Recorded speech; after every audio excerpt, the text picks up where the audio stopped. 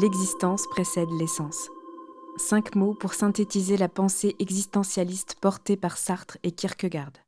5 mots pour rappeler que selon eux, nos vies ne sont que ce que nous en faisons, que notre existence est le produit de nos choix et de nos actes, que le sens de notre présence est celui que nous lui donnons.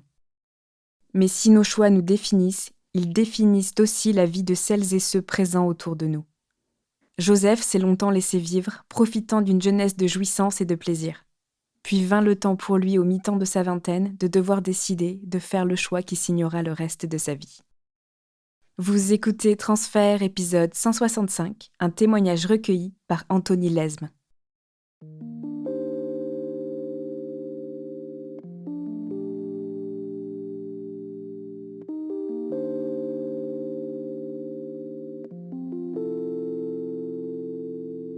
Le 26 juillet 2018, je fête mes 25 ans dans un bar à Paris. Une fête plutôt triste, j'ai envie de dire, parce que c'était un mardi soir ou quelque chose comme ça. Et donc, la plupart de mes potes sont partis avant minuit. Et en fait, je fêtais mon anniversaire à minuit. Pas forcément mémorable en termes de soirée. Mais ces 25 ans étaient un peu une étape pour moi parce que c'était un quart de vie. Et que du coup, c'était un peu un moment où, malgré moi, j'étais obligé un peu de faire le point parce que ça me paraissait être une année un peu symbolique. Et c'est un moment où tout va plutôt bien dans ma vie, ces 25 ans, où je sors, j'habite à Paris, qui est une ville que j'adore, ça marche plutôt bien professionnellement, j'ai beaucoup d'amis que j'aime beaucoup, et j'ai une sorte d'équilibre qui est cool, mais ça fait pas mal de temps, on va dire depuis que j'ai 18 ans, que je suis dans un schéma qui est un peu tout le temps le même, à savoir beaucoup de fêtes, beaucoup d'abus, beaucoup d'alcool, beaucoup de drogue, une vie de jouissance, quoi, qui me satisfait, on va dire, complètement, mais qui laisse pas énormément de perspectives sur comment ça pourrait être autrement et qu'est-ce que c'est une autre vie que celle-là, et notamment une vie plus adulte avec plus de responsabilités, moins de fêtes et tout simplement, je voyais pas trop comment j'allais sortir de ce cercle-là qui m'apportait tant de plaisir et qui en même temps, commençait sérieusement à ressembler à un cercle pas vicieux, mais en tout cas à quelque chose qui tourne en rond, quoi. En octobre 2018, quelques mois après ma 25e année, j'ai reçu un coup de téléphone de ma mère qui, m'explique en gros que, une maladie qu'elle traînait déjà depuis, 1 an et demi, 2 ans, s'était aggravée, et que cette maladie qui avait un nom très, très compliqué avant pouvait aujourd'hui se résumer en leucémie, quoi. C'est-à-dire un cancer du sang. Depuis 1 an et demi, c'est quelque chose qui traînait un petit peu, mais un sujet que j'avais pas vraiment pris au sérieux parce que j'avais toujours tendance à penser que ma mère dramatisait les choses et que en vérité, ça m'intéressait pas tant que ça. J'avais d'autres choses en tête et qu'on n'avait jamais parlé de pronostic vital ou de quoi que ce soit, donc j'avais l'impression que c'était, quelque chose de vraiment pas grave. Et à ce moment-là, effectivement, je réalise, bon, bah, parce qu'elle m'appelle et qu'elle me dit la phrase: «Bon, a priori, il me reste 1 an à vivre». Donc ça fait un gros, coup de massue derrière la tête parce que, bah, je suis confronté à quelque chose, auquel je m'étais pas du tout préparé parce que, enfin, c'était normal que je m'y prépare pas, personne m'avait vraiment prévenu, puis j'avais pas prêté attention tant que ça, et puis surtout, c'était une situation, en fait, qui s'était dégradée, et même les médecins eux-mêmes étaient très surpris de la tournure que prenaient les choses, donc en fait, personne pouvait prévoir ce truc-là, et donc on parle, je pense, pendant 1 heure et demie, 2 heures. Et moi, j'ai du mal à arrêter de pleurer parce que je comprends pas, et qu'en même temps, ma mère a une manière très, très sereine de me l'annoncer. Elle est très posée et pour elle, c'est pas du tout grave, et du coup, vraiment, elle passe peut-être, sur l'heure et demie qu'on a, elle m'annonce, en un quart d'heure le truc, et le reste du temps, c'est me rassurer, moi, en fait, en me disant, bah, que c'est le cycle de la vie. Pas en me disant: «Ça va m» elle me dit pas du tout: «T'inquiète, finalement, je vais me rétablir», tout ça. Non, c'est plus, c'est normal, c'est la continuité des choses, et ça arrive peut-être un peu tôt, mais il y a rien de grave, il y a rien de dramatique là-dedans.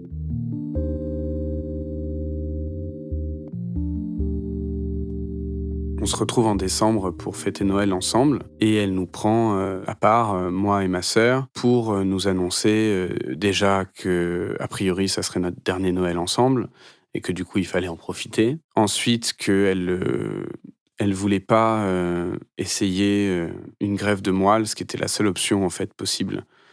Et elle voulait pas essayer ça, notamment parce qu'il y avait peu de chances que ça réussisse et que ça voulait dire plus d'1 an d'hospitalisation et que du coup, elle voulait, avoir un contrôle sur quand elle allait partir et que, du coup, elle avait contacté, Dignitas, une entreprise en Suisse qui, aide les gens à mourir et qu'elle avait commencé les démarches avec eux pour pouvoir choisir le moment de sa mort et est-ce que nous, on se sentait de l'accompagner dans ce dernier voyage, de faire la route ensemble et elle voyait ça un peu comme une expédition de vacances, où on louerait un van avec les gens qui étaient, OK pour venir la voir mourir. Enfin, cette idée-là l'excitait un petit peu en se disant: «Waouh, ça va être super quoi, ça va être un super moment, on va tous être dans le van et on va aller en Suisse comme ça, me dire au revoir». Je rentre à Paris, les mois passent et pendant ces mois, tout est un peu léger parce que ma mère fait en sorte que ce soit léger. Elle, fait en sorte d'avoir la même vie qu'avant. Elle prend le train, elle fait du vélo, malgré le fait qu'elle soit très fatiguée, elle donne le change à fond et moi ça m'arrange bien parce que je suis plutôt dans le déni dans ces mois-là. Je refuse de parler de sa maladie, je veux juste, profiter des moments que j'ai avec elle et comme elle donne vachement bien le change, il y a vraiment des moments où on oublie un peu ce truc-là, tout en essayant de profiter un maximum des moments présents et d'être ensemble. Elle monte me voir, je descends la voir, on va faire des cinés, on va faire des restos, on parle des problématiques, basiques de nos vies communes. Je descends en juin, je descends à Avignon la voir et au moment où je suis dans le train, prêt à arriver à Avignon, je l'ai au téléphone pour, régler une histoire de, «Tu viens me chercher en voiture» ou je sais pas quoi et là, elle me dit: «Écoute, j'ai eu un rendez-vous avec mon médecin, il y a 2 3 jours et il m'a dit qu'il était temps de vous parler. Parce que, tu esquives un peu le sujet, à chaque fois que j'essaie de t'en parler, mais maintenant tu peux plus esquiver le sujet. Il faut que je t'explique, là, ça va vraiment mal et heu et ça va être pour dans pas longtemps». Et même à ce moment-là, je lui dis: «OK, tu sûr?» Ça en fait, ça suivait des analyses qu'elle venait de faire, en fait. Ça suivait, son médecin qui lui parlait d'analyses qui venaient de tomber. Donc j'ai dit: «Bon, tu sûr tes analyses, c'était remonté une fois, est-ce que là, ça peut pas remonter un petit peu?» Donc les globules rouges, les globules blancs, c'était des histoires de globules, quoi. Et même à ce moment-là, moi, je lui dis: «OK, j'entends bien». Et elle me propose même qu'on aille voir son médecin ensemble. Donc je lui dis: «OK, on va faire ça, on va aller voir ton médecin ensemble, mais pour l'instant, j'arrive et on va pas en reparler». Et donc le lendemain, on va voir son médecin généraliste et je comprends juste que, les choses vont s'accélérer et physiquement, je commence aussi à le voir. C'est-à-dire que, en réalité, en 2-3 mois, ma mère a pris 10 ans, quoi, d'un coup.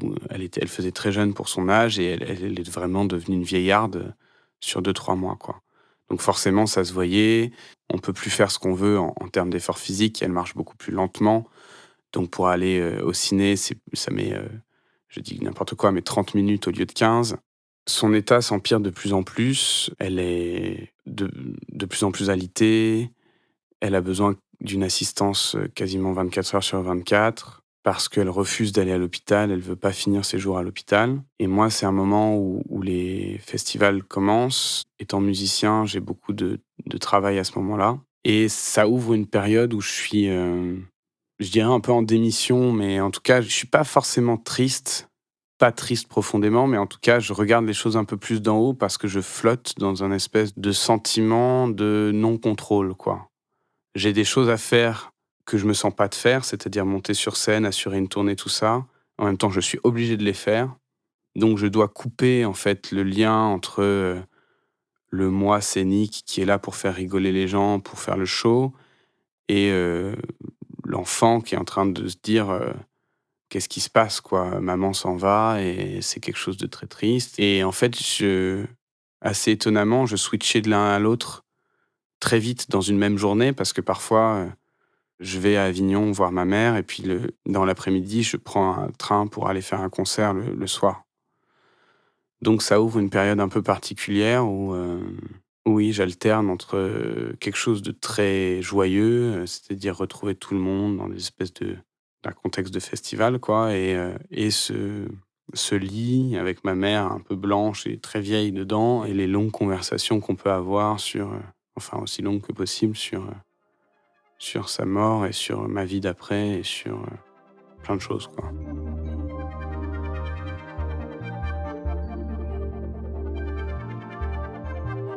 Début juillet, ma copine, Léa, commence à avoir des douleurs au ventre très fortes, qui ressemblent un peu à ses douleurs de règles, mais en pire.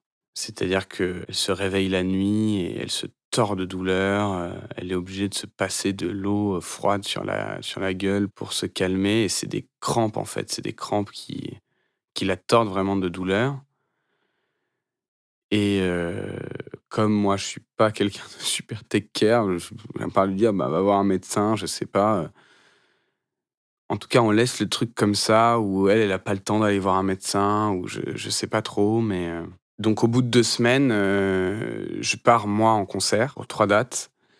La première nuit de concert, elle m'envoie un message vers 1 heure du matin en disant, «J'ai appelé SOS médecin, là j'ai trop mal, j'arrive pas à dormir, j'ai peur tellement j'ai mal. Il devrait arriver assez vite, donc voilà, en pleine nuit, j'ai eu besoin d'appeler SOS médecin. J'ai pas de nouvelles pendant 1 heure ou 2. Moi, je suis en train de faire la fête, avec les gens qui m'accompagnent, on est en train de boire, enfin, on est en mode détente après un concert, ce qui se passe en été, en plein air, je sais plus où en France déjà. Et 1 heure après, 1 heure et demie après, elle me dit, «Alors voilà, le médecin me dit que c'est soit un problème de rein, soit c'est une grossesse, mais si c'est une grossesse, c'est sûrement une grossesse extra-utérine, tellement j'ai mal. Je te tiens au courant», un truc comme ça. Donc moi là déjà, genre, je suis un peu bourré, tout ça, je dis: «Ah bon? Waouh, attends», puis j'envoie quand même quelques points d'interrogation au fur et à mesure, ça fait un peu le suspense quand même et donc assez vite, elle me dit: «Bon, c'est pas les reins, donc c'est une grossesse, je file à l'hôpital pour voir si c'est extra-utérin ou pas, parce que si c'est extra-utérin, il faut tout de suite agir, ça peut être très grave». Et je crois que malgré tout, j'arrive à quand même m'endormir là-dessus, pour dire que quand même j'étais concerné, mais ça va quand même.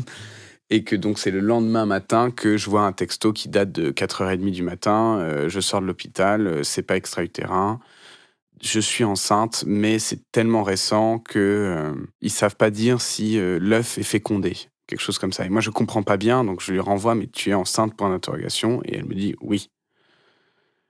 Et donc là, à ce moment-là, oui, je me dis, «Ah bah tiens, il manquait plus que ça, quoi». Il y avait plus que ça. Parce qu'évidemment, c'était absolument pas prévu, ni voulu, ni rien du tout, en fait. Et que, c'était juste au moment du changement de contraceptif, qu'on avait déconné, quoi, et que c'était pas dans les plans, quoi. À ce moment-là, je me dis: «C'est pas possible, c'est trop là, c'est trop à gérer». Je suis dans cette tournée qui me prend énormément d'énergie, dans cette appréhension du décès de ma mère, et puis là, le fait que Léa soit enceinte, c'est trop. Et donc à nouveau, j'ai vraiment cette impression de flottement. Je me revois vraiment, en fait, parce que je marchais dans le cagnard, je faisais des tours à pied comme ça. Il faisait un gros soleil, c'était à Aix-les-Bains, je m'en rappelle. Et je me vois marcher en me disant, presque en attendant une réaction de ma part qui ne venait pas, quoi. J'étais en train de c'est vraiment, ça ne me provoque pas de réaction plus que ça, plus excessive. Je suis pas en train de crier partout en me disant, «Qu'est-ce que je fais? Qu'est-ce qui se passe?» Et je suis très, étonné de pas avoir de réaction plus excessive que ça. Et en fait, ce que je ressens, c'est effectivement cette sensation de flottement, cette sensation de me dire: «Là, tu ne maîtrises absolument plus rien. Il y a trop d'informations. Donc, il faut que tu te mettes en pilote automatique, que tu fasses les choses comme on t'a appris à les faire et que tu attendes de voir comment ça va se passer, quoi, quelle va être la suite des événements, quoi, et que tu prennes les trucs au jour le jour, quoi, vraiment, parce que, tu peux pas, là, tu peux pas commencer à te projeter sur qu'est-ce qu'il faut prendre comme décision, qu'est-ce que ça implique, tout ça, c'était trop. Donc en fait, là, tu fais, là, c'est lundi, demain, c'est mardi, et tu prends: «Aujourd'hui, je dois faire ça, aujourd'hui, je dois faire ça», quoi. Avec Léa, on est un couple, mais on est quand même un couple libre. On n'habite pas ensemble, on se fréquente depuis, 1 an et demi. C'est notamment pour toutes ces raisons-là qu'on n'avait pas du tout prévu de faire un bébé ensemble, et parce qu'en plus notre couple est quand même pas très, très solide pour l'instant. On se cherche encore, moi-même avec tous les vices, qu'on peut connaître d'un jeune, de 25 ans justement. Bref, même si on est très amoureux l'un de l'autre, quelque part, on n'a pas vraiment la structure relationnelle pour, gérer ça de manière, sereine. Et on décide assez vite, elle étant évidemment au courant de ma situation, de tout ça, qu'on reporte toute discussion à ce sujet-là à dans 10 jours, parce que dans 10 jours, on va aller faire un autre examen qui confirmera le fait qu'elle est vraiment enceinte ou pas. C'est-à-dire que l'examen qu'elle a fait là, ils lui ont dit: «Vous êtes enceinte, mais on ne sait pas si l'œuf est fécondé. On a besoin de vous revoir dans 10 jours pour savoir s'il s'agit réellement d'une grossesse ou si vous avez fait une fausse couche ou si, ceci, cela». Et en plus de ça, comme il y avait toujours ces douleurs au ventre très persistantes, il y avait 50 de nous qui étions presque persuadés que, ça allait être une fausse couche ou qu'en tout cas, dans ce cadre-là de douleur, un bébé pouvait pas tenir. Donc on évacue la question. Je pense qu'elle fait ça aussi pour moi, ou je sais plus si c'est moi ou elle qui a l'idée, mais on évacue la question en se disant: «Là, on en reparle, on ne parle plus de ce sujet-là tant qu'on ne sait pas, en fait». Parce que ça sert à rien d'en parler alors qu'on sait même pas si tu es vraiment enceinte ou pas, quoi.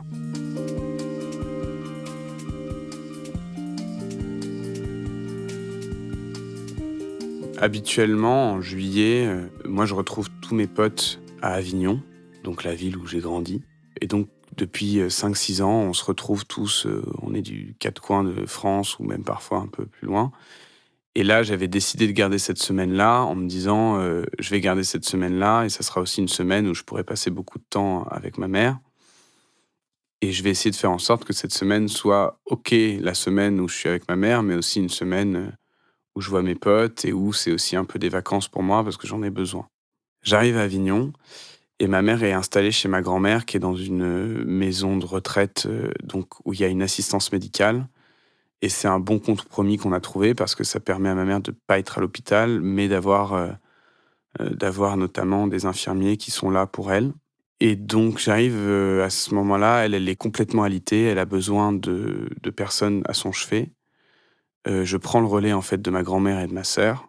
Et mes journées, en gros, se divisent en, je peux, lui parler pendant 1 heure et demie, 2 heures. C'est à peu près le temps où elle arrive à parler un peu avec moi et à être, présente et à pas dormir, en fait. Et donc se met dans le lit, qui est un lit, une place, donc on est un peu serrés. Elle me fait un peu de place, elle se pousse un peu vers le mur et moi je m'allonge à côté d'elle et on parle. On parle de la vie. Elle me fait aussi, rentrer, des rappels dans mon agenda pour écrire à différentes personnes pour leur annoncer, sa mort, quoi. Et elle arrive encore à avoir un peu de légèreté là-dessus en disant: «Ah, qu'est-ce que tu crois que je vais mettre comme message Facebook? Qu'est-ce que tu penses de ça?» J'ai demandé à Soanta, qui était une de ses amies, de le poster, voilà, en français, en espagnol parce qu'elle a plein d'amis espagnols. Donc elle était vraiment dans la préparation de ça de manière très sereine et même on rigolait parce qu'elle avait un amant, enfin un amant, c'est-à-dire qu'elle avait un mec qu'elle voyait mais pas très sérieusement et donc qui était pas vraiment au courant qu'elle était malade et elle me dit: «Ah, il faudra pas que tu oublies de lui envoyer un message, parce que tu es le seul à l'avoir rencontré une fois». Et même moi, à ce moment-là, j'arrive un peu à en rigoler, parce que le moment est ce qu'il est et que dans ce moment-là, c'est ce qu'elle me donne et je le reçois et donc on n'est pas dans quelque chose de triste. Et elle est pas mal sous morphine aussi déjà à ce moment-là. En fait, elle semble aller un petit peu mieux, mais parce qu'elle est complètement sous morphine, donc elle souffre moins. Et de toute façon, elle, depuis, 1 mois, elle me dit: «Je veux partir, j'en ai marre, tu te rends pas compte à quel point je souffre, donc là, j'ai qu'une envie, c'est partir». Et moi, je lui demande, heu, de rester au moins encore quelques semaines pour mon anniversaire, en gros. Et elle me dit: «OK, je vais essayer». Et dans ce moment-là,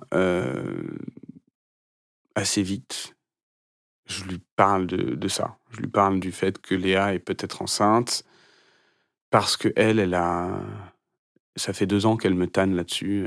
Ça fait 2 ans qu'elle me dit, «Ça serait bien que tu aies un enfant», alors que ça n'a aucun sens avec la vie que j'ai. Mais bon, elle me dit ça depuis 2 ans en me disant: «Tu penses trop à ta gueule, maintenant il faudrait que tu aies un enfant pour être un peu moins égoïste».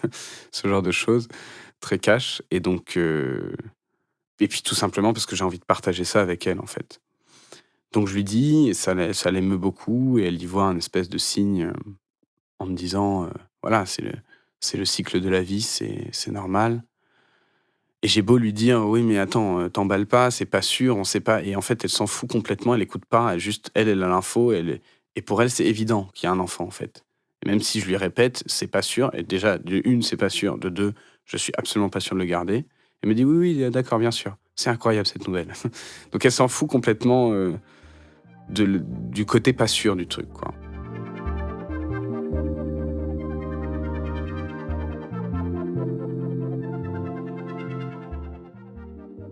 Le lendemain, on on se voit, donc ça dure 3 jours, en fait et donc le troisième jour, on se voit et elle me dit: «J'ai passé la nuit avec cette nouvelle-là, j'ai pleuré cette nuit tellement ça m'a rendue heureuse, c'est incroyable», tout ça et moi, à ce moment-là, j'ai une mission, c'est-à-dire que je dois aller à l'hôpital, récupérer, de la morphine plus forte, en gros, parce que ça suffit plus, quoi. Heu, comme j'ai pas de moyens de locomotion sur place, je dois aller prendre un taxi pour aller à l'hôpital, pour aller dans un service un peu spécial avec plein d'autorisations, parce que normalement, c'est des médocs qu'on donne que à l'hôpital et donc là, elle a dû faire une dérogation, tout ça. Je vais à l'hôpital, je me dis: «Oh là, je suis en lit, c'est chiant, je suis quand même vachement sympa de faire ça». C'est tout ça, bref. Je suis là avec ma dans mon taxi, il fait chaud, genre, je vois, 4 médecins parce qu'à chaque fois, c'est pas le bon médecin, il faut aller parler à quelqu'un d'autre, c'est l'autre, les autorisations, bref. Et je récupère, je suis très fier de moi de récupérer ce qu'il faut, les bons médocs. Donc je repars en taxi dans l'autre sens et en fait, quand j'arrive, on devait faire installer un lit médicalisé, du coup et en fait, il y a des infirmiers pour installer le lit médicalisé, mais ma mère est en angoisse totale. Elle fait une espèce d'énorme crise d'angoisse parce que dans sa tête qui commence à être déjà sous morphine, puis les trucs commencent à être vraiment très flous, elle a l'impression qu'on va l'emmener à l'hôpital et ça l'angoisse complètement. Donc elle m'attrape, par le bras, elle me dit: «Ah mon fils, ils vont m'emmener à l'hôpital, je t'ai dit que je veux pas, tu les laisses pas m'emmener à l'hôpital» et je lui dis: «Non, non, mais là juste on t'installe un lit en fait.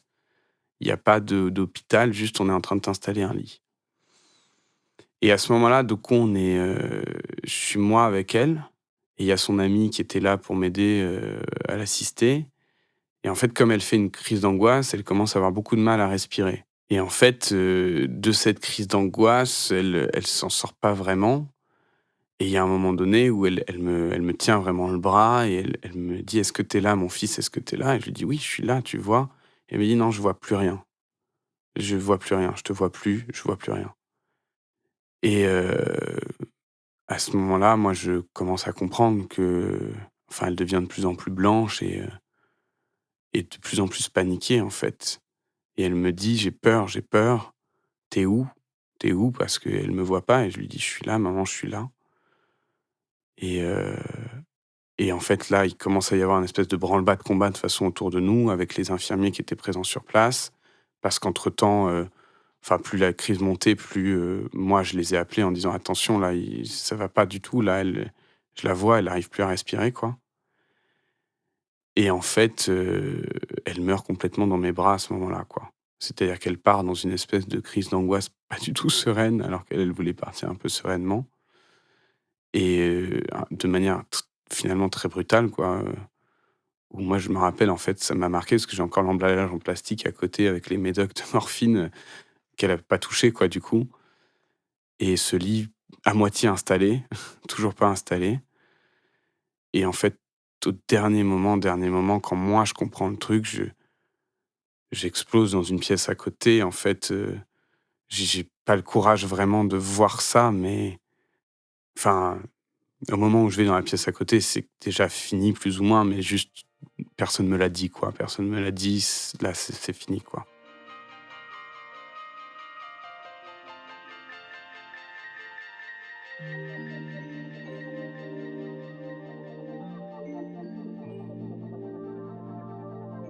Et en fait, c'est assez c'est terrible parce que du coup, je me retrouve donc il y a juste 2 pièces dans l'appart de ma grand-mère et donc je me retrouve dans la pièce à côté.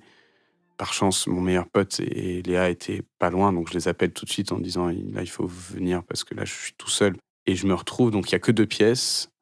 Elle est morte dans le salon et il y a la chambre et moi, je me retrouve vraiment seul, seul dans l'appart avec le cadavre de ma mère à côté que j'ose pas du tout regarder, j'ose pas ouvrir la porte, en fait. Je peux pas aller voir quoi à quoi ça ressemble, quoi. Je me retrouve seul au bout de 2-3 heures quand tout le monde a fait ce qu'il avait à faire, quoi et où j'ai eu la morgue au téléphone, ma sœur au téléphone et tout le monde arrive, en fait, le lendemain, mais là, pour l'instant, il y a personne, quoi. En attendant, tout va être réglé. Eux, ils vont arriver demain. On m'a juste dit de mettre Je me rappelle ça et on m'a dit: «Mettez la clim à fond dans la chambre, quoi, pour pas que ça pourrisse, quoi». Et donc là, en fait, heureusement, du coup, il y avait mon meilleur pote et donc on va avec Léa dormir chez mon meilleur pote, et moi je m'en veux un petit peu, mais je me dis: «Je peux pas absolument pas dormir là, c'est pas possible, quoi». Et donc c'est la première fois de ma vie, en fait, que je vois vraiment la mort, en l'occurrence celle de ma mère. Et sur le moment, forcément, je suis un peu choqué parce que c'est un peu plus violent que ce qu'on avait prévu. Puis c'est un peu plus violent, je pense, que quand tu es à l'hôpital et qu'on te dit: «Bon, voilà, là, c'est fini, il faut dire au revoir». Parce qu'elle est partie dans une espèce de crise d'angoisse, et en même temps, bon, c'était très fort pour moi parce qu'elle est partie avec moi, quoi. J'étais là, quoi, vraiment. Et donc le lendemain, ça va mieux. Ma sœur, ma grand-mère arrivent, les choses, c'est plus moi qui suis vraiment en gestion. Ma grand-mère qui a été infirmière, est très, très courageuse parce que c'est elle qui aide les gens à déplacer le corps et puis nettoyer le lit surtout après.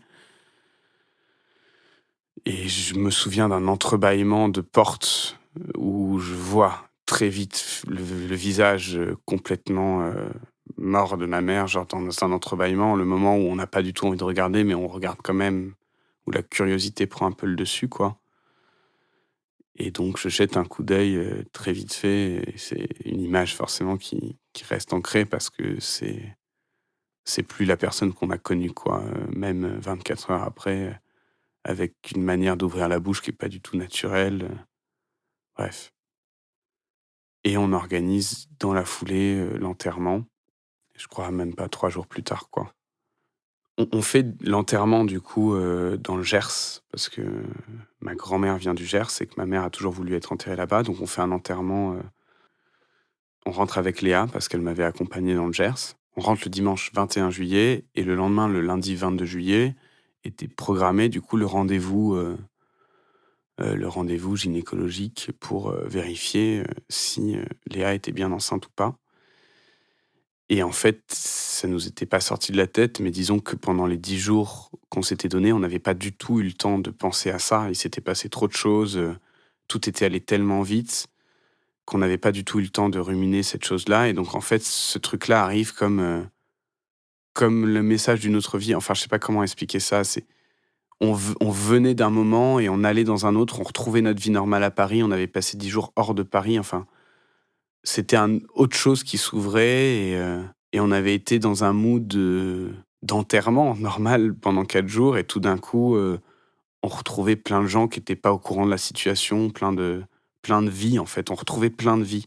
On passait de la campagne totale où avait lieu l'enterrement dans le Gers à Paris, plein de vies, un rendez-vous, un lundi matin, à la Riboisière, enfin bref. On rentre dans une pièce et dès qu'on arrive, en fait, l'infirmière dit à Léa de s'allonger.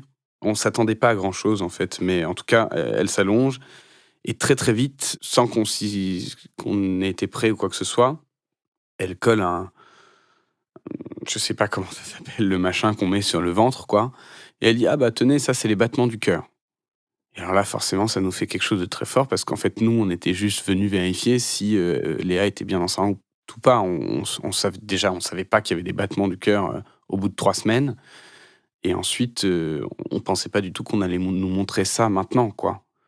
Et donc on entend le truc battre et donc forcément, c'est quelque chose de très fort. Enfin, c'est toujours un moment, en mode: «Ah oui, il y a quelque chose qui vit là-dedans, OK. Ce quelque chose, c'est nous qui l'avons fait et il y a un cœur qui bat, quoi, donc OK, waouh». Donc en fait, on est un peu abasourdis.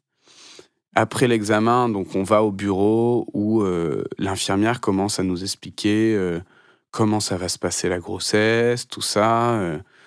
Elle déroule tout son speech, quoi, et puis au bout d'un moment, c'est moi qui prends la parole et qui lui dis: «Mais si on veut avorter, qu'est-ce qui se passe?» Et là, elle devient complètement blême et moi, je comprends dans ses yeux qu'elle avait pas du tout compris ça avec le dossier médical, quoi. Elle avait vu un arrêt de contraception qui était en fait un changement de contraception, mais elle avait juste vu l'arrêt. Elle nous avait vu arriver main dans la main, et donc elle était partie du principe qu'on voulait être parents, quoi.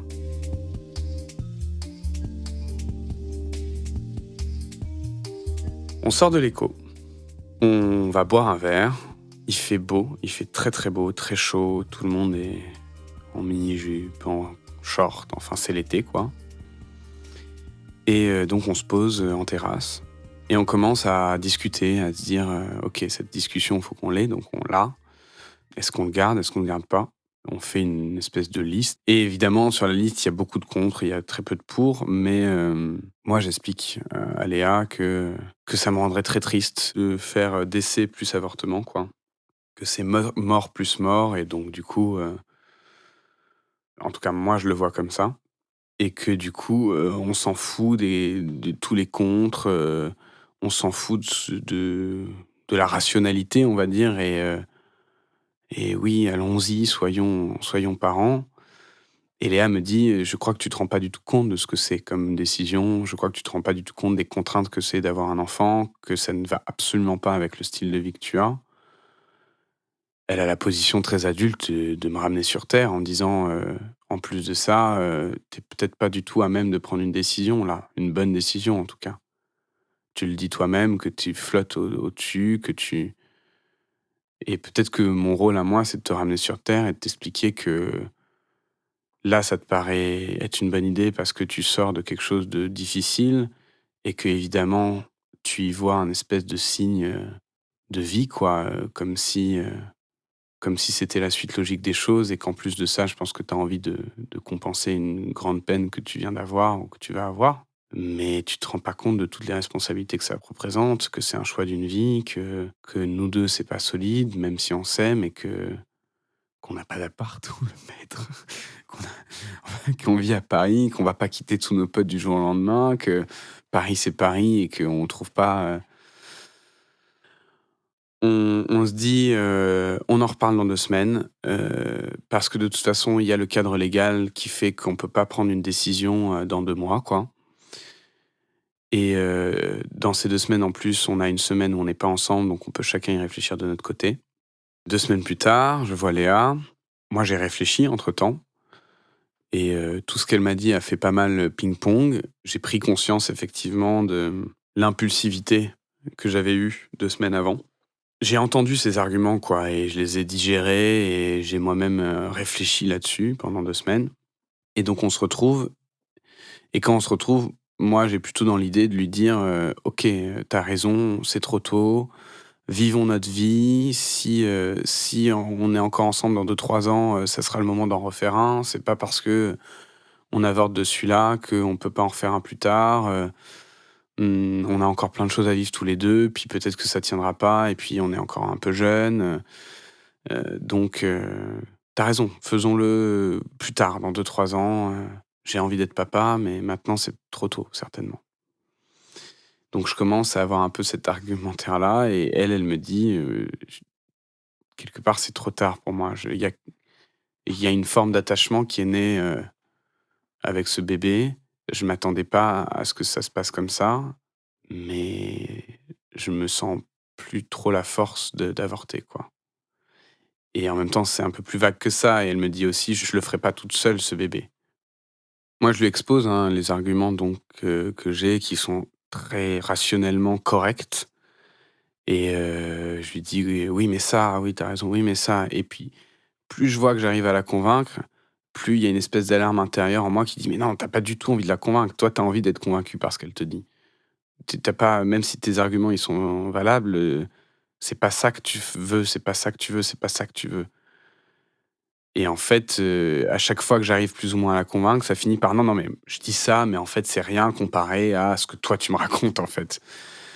Parce que intérieurement, tout criait en moi effectivement que j'avais envie de ce bébé.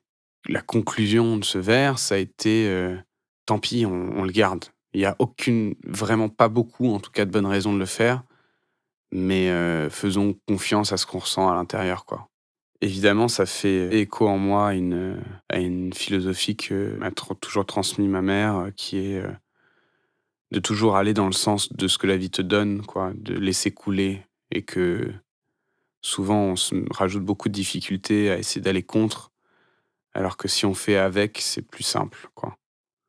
Et elle, en tout cas, dans sa spiritualité, elle croyait vachement au fait que la vie lui donnait les bonnes directions et qu'elle avait juste à les suivre. D'une certaine manière, mon histoire fait un peu écho à celle de mes parents parce que ma mère est tombée enceinte de mon père sans vraiment qu'ils soient ensemble. Elle s'y attendait pas du tout non plus. Quand mon père l'a appris, il lui a dit: «Pas de souci, on avorte», et qu'en fait, elle lui a dit: «Non, non, moi j'avorte pas en fait, même si on n'est pas ensemble et même si on va pas être ensemble a priori, moi je garde cet enfant de toi, même si je suis toute seule à l'élever, quoi». Donc oui, c'est vrai que du coup, ma position sur l'avortement, au-delà de l'aspect politique où évidemment chacun fait ce qu'il veut de son corps, pour moi personnellement, ça a toujours été une question un peu plus épineuse et je me suis toujours dit en fait que c'était quelque chose de triste dans tous les cas. C'était, voilà, une possibilité qui s'éteint, et quelque chose de presque quasi nostalgique, enfin la nostalgie d'une vie qu'on n'aura pas quoi, ou d'un bébé qu'on n'aura pas en l'occurrence.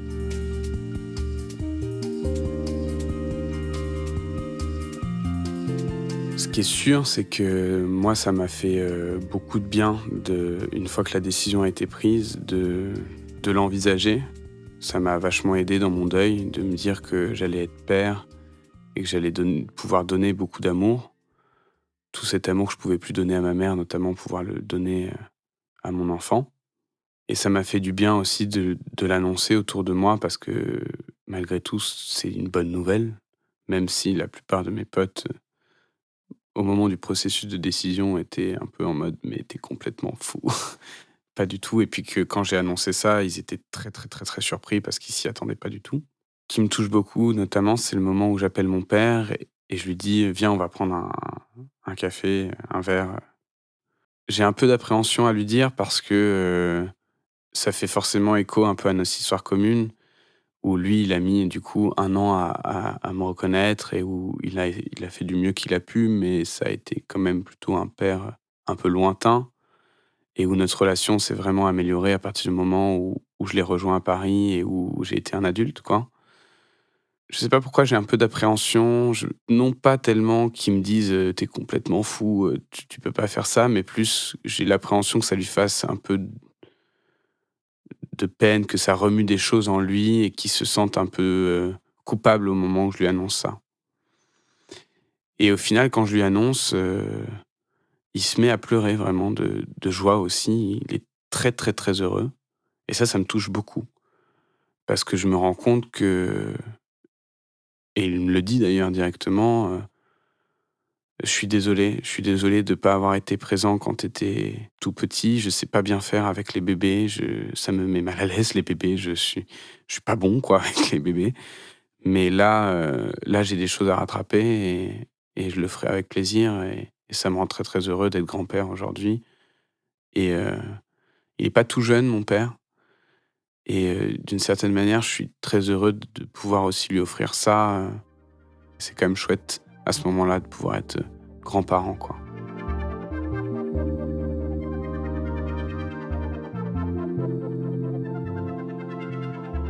Aujourd'hui, je suis papa d'Ariel qui a 16 mois, qui marche, qui sourit beaucoup, qui rigole, qui fait même des grimaces quand on lui demande.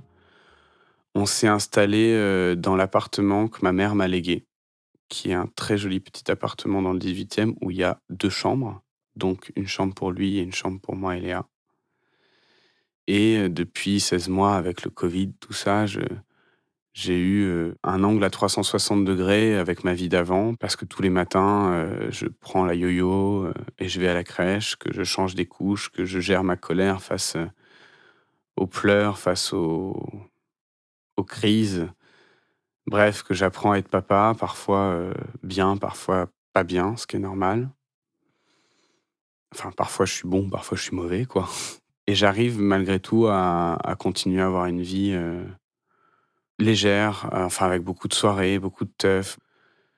Mais c'est sûr que il y a des questions qui se sont effacées en étant père, en perdant ma mère. Il y a des questions sur la vie adulte où en fait, tout d'un coup, ces choses-là se sont imposées à moi ou sans même parler de responsabilité, administrative ou quoi. En fait, je crois que quand on perd un parent ou quand on devient parent soi-même, on a une responsabilité émotionnelle qui va de soi, soit la responsabilité de soi-même, soit la responsabilité de son enfant. Il y a personne, il y a pas maman, il y a pas papa, enfin il y a personne pour vraiment gérer et donc OK, il faut y aller, quoi. Il faut être solide parce qu'il faut savoir encaisser, parce que maintenant, il y a des gens qui comptent sur moi, à commencer par moi-même.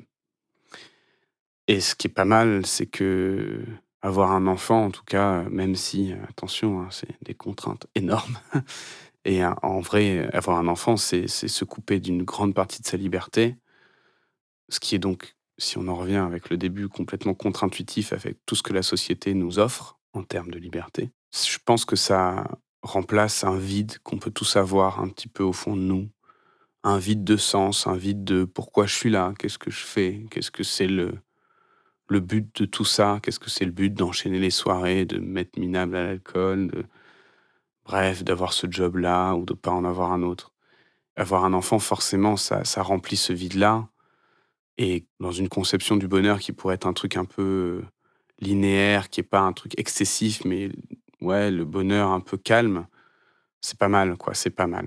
Surtout dans mon cas où je peux avoir un peu le beurre et l'argent du beurre, c'est-à-dire que je continue à m'offrir des moments de vraie liberté avec mes potes et en même temps, je sais que j'ai la sécurité en rentrant chez moi d'avoir un magnifique gamin, où je dois m'en occuper bien, je dois faire attention à lui, je dois take care, quoi.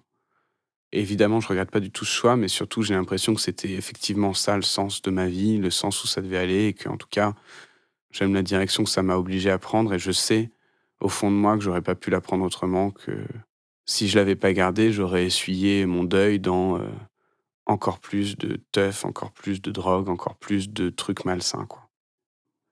Aujourd'hui, ce qui est le plus compliqué pour moi dans le deuil, c'est effectivement le fait de me dire que mon fils n'a pas de grand-mère et notamment une grand-mère que j'aurais adoré qu'il connaisse et qu'elle surtout connaisse. C'est-à-dire qu'il y a plein de fois où je le vois faire des trucs et où je me dis: «C'est dommage qu'elle soit pas là pour voir ça», ce qui est un peu logique, hein, mais c'est certainement ce qui me rend le plus triste aujourd'hui dans le deuil.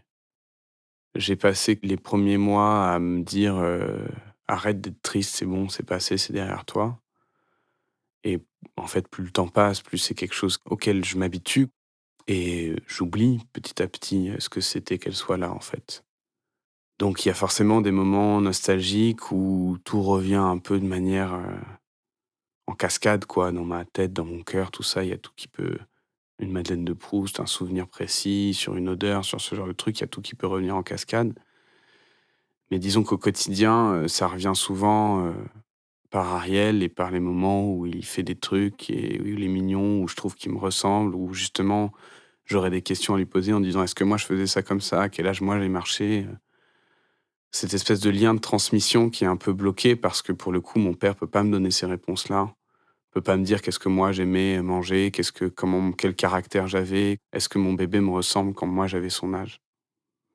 Donc c'est ça qui me manque le plus effectivement et en même temps, je sais que j'ai la capacité d'expliquer tout ça à mon fils, que j'aurai la capacité de lui raconter qui était ma mère et qu'est-ce qu'elle m'a transmis et qu'est-ce que j'ai envie de lui transmettre par elle.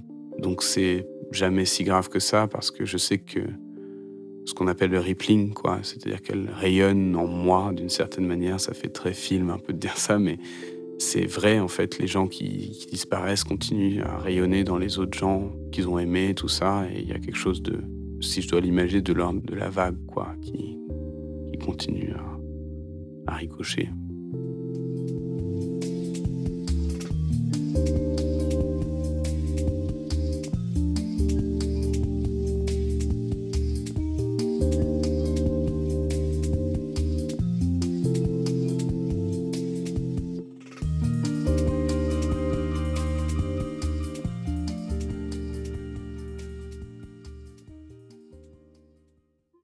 Vous venez d'écouter Transfert, épisode 165, un témoignage recueilli par Anthony Lesme.